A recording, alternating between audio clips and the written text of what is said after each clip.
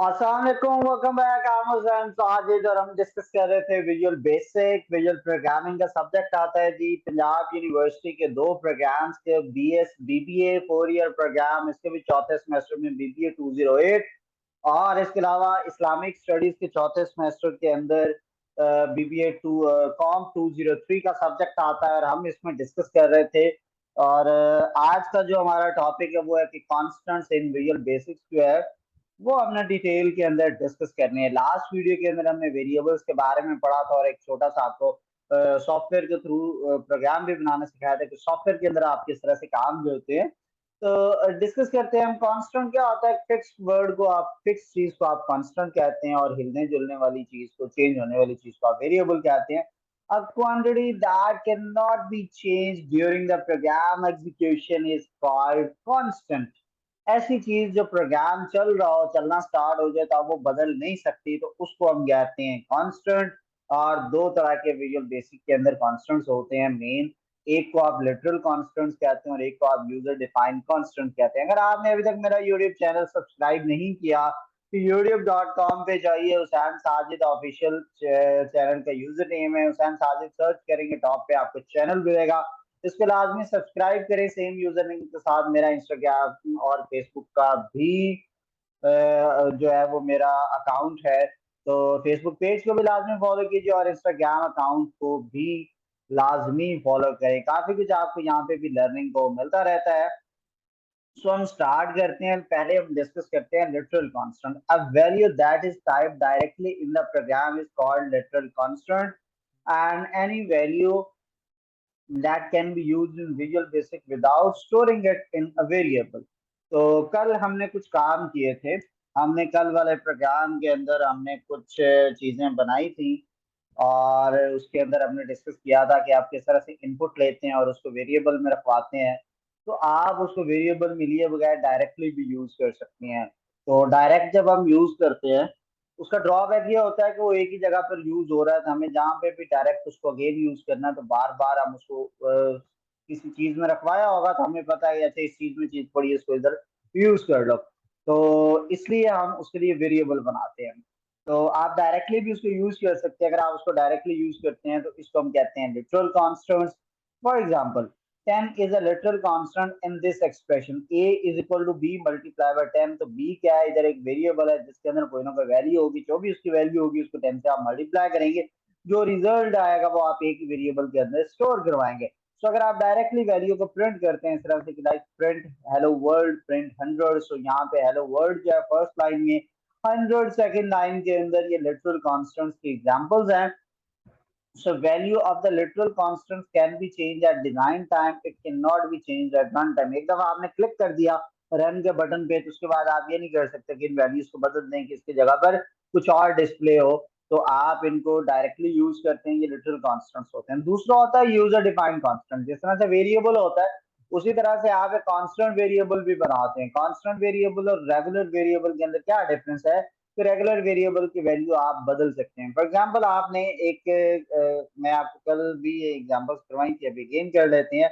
एक आपने लिया जी इन एज, ठीक है, आपने लिखा जी डिम एज एज इंटीजर, ठीक है, और आपने फिर लिखा एज इज इक्वल टू 20 और नीचे आपने कोई ना कोई स्टेटमेंट किया, अगेन जाके आपने कर दिया एज इज इक्वल टू 30।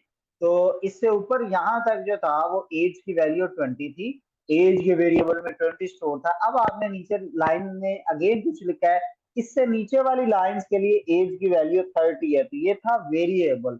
जब आप कांस्टेंट पे आते हैं तो वो आपको कहता है एक बार चूंकि आप इसके अंदर 20 रखवा चुके हैं तो अब आप इसमें 30 नहीं रख सकते। जब इस लाइन पे आएगा तो वो एरर दे देगा कि जो एज का वेरिएबल था ये तो कांस्टेंट वेरिएबल है, तो यूजर डिफाइंड कांस्टेंट है, तो आप इसको वैल्यू इसकी चेंज नहीं कर सकते। So user defined constant is a block of memory that store a value like a variable, but it is similar to variable except it cannot change during the execution। कि programme चल रहा है उसके दरमियान में आप इसकी वैल्यू को नहीं बदल सकते। जो आपने एक दफा स्टार्ट में रखवा दी तो अब आप दरमियान में अगेन असाइनमेंट ऑपरेटर के थ्रू इसकी वैल्यू को चेंज नहीं कर सकते। लिखने का क्या तरीका है, CONST, कांस्टेंट की शॉर्ट फॉर्म में कॉन्स्ट, ये लिखते हैं, फिर वेरिएबल का नेम और फिर एज और फिर डेटा टाइप और राइट पे आप उसकी वैल्यू रखते हैं तो आप उसमें रखवा देते हैं। सो कांस्टेंट एक कीवर्ड है जो कि डिक्लेयर करता है, मेंशन करता है कि आप कांस्टेंट की बात कर रहे हैं। जिस तरह आप डायमेंशन का वर्ड लिखते हैं डिम, वो वेरिएबल के लिए होता है और कांस्टेंट के लिए। तो user defined constant is use according to the following rule, कि जो कॉन्स्ट क्वालिफायर है वो स्टार्टिंग में आएगा, विच मींस कि you are declaring about the constants, and user defined constant must be initialized. Variable का क्या होता है, आपने इस एग्जांपल के अंदर देखा, आपने यहाँ पर एक लाइन में उसको डिक्लेयर किया, अगली लाइन में आपने उसको वैल्यू को असाइन किया। इसको बोलते हैं इनिशियलाइज और इसको बोलते हैं डिक्लेयर करना। ये इनिशियलाइजेशन है और ये डिक्लेरेशन है। लेकिन ये क्या कहता है, कांस्टेंट दोनों काम सेम लाइन में होने चाहिए। ठीक है, डिक्लेयर भी उसी लाइन में और इनिशियलाइज भी उसी लाइन में। So user defined constant must be initialized. It means that you must assign a value to the variable at the time of declaration. So it cannot be changed during the program execution. So आपने constants को name देना होता है, तो आप क्या याद रखेंगे, the naming convention for constants are same for variable. उधर आपके पास नेमिंग कन्वेंशन क्या आती है, मैं थोड़ा सा रिवाइज करवा देता हूँ। उधर आपने एक बात की थी कि only alphabets, numbers and underscore. ठीक है, नेक्स्ट आपने कहा था can not start with number. ठीक है, बाकी कैन स्टार्ट विद अल्फाबेट और अंडरस्कोर। तो आप इस तरह से नेम, ये वेरिएबल भी ठीक है, नेम अंडरस्कोर ये भी ठीक है, नेम वन भी ठीक है, नेम अंडरस्कोर वन भी ठीक है, फर्स्ट नेम ये भी ठीक है। लेकिन अगर आप लिखेंगे वन नेम, ये गलत है।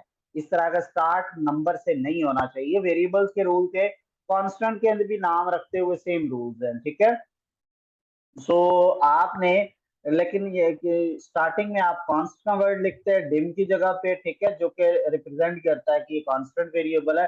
एक याद दहानी के लिए, दो तरह के वेरिएबल है। मैं नेम, एक नेम मेरा कांस्टेंट है, एक वेरिएबल है।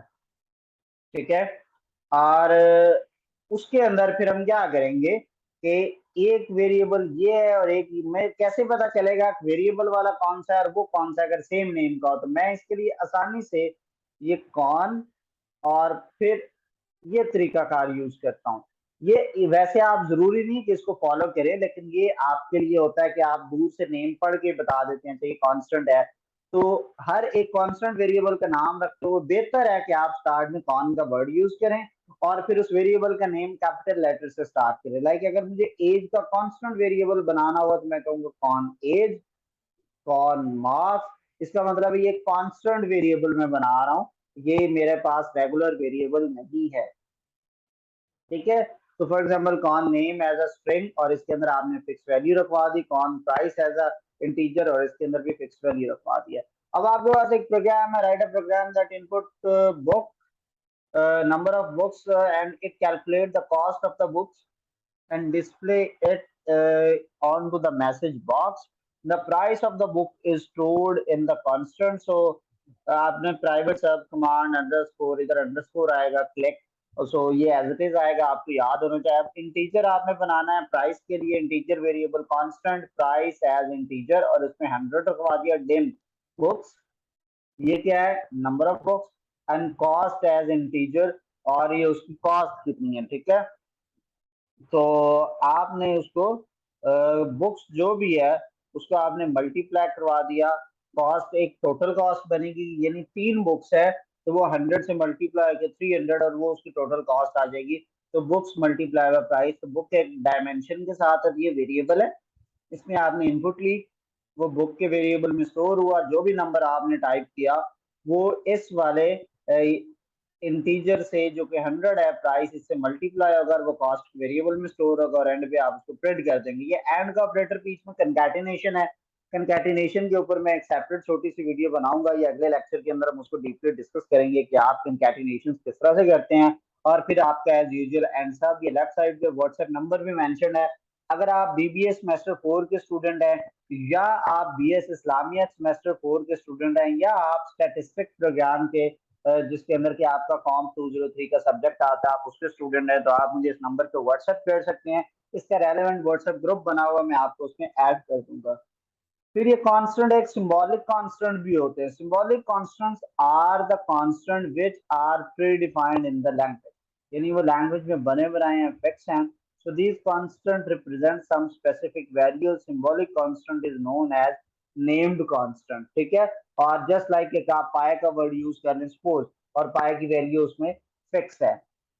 तो ये था हमारा कांस्टेंट का टॉपिक, और ये आपसे पूछ लिया जाता है एग्जाम्स के अंदर कि आप right a note on constants, तो आपने ये सारा कुछ इसमें लिखना है। और अगर आपसे जस्ट कांस्टेंट की डेफिनेशन या लिटरल कांस्टेंट के बारे में पूछा जाता है, या आपके पास constant variable user defined constant, तो आप इस तरह से इसका आंसर लिख सकते हैं। अपना ढेर सारा ख्याल रखिएगा, इंशाल्लाह आपसे अगली वीडियो में मुलाकात होगी। अल्लाह हाफिज़।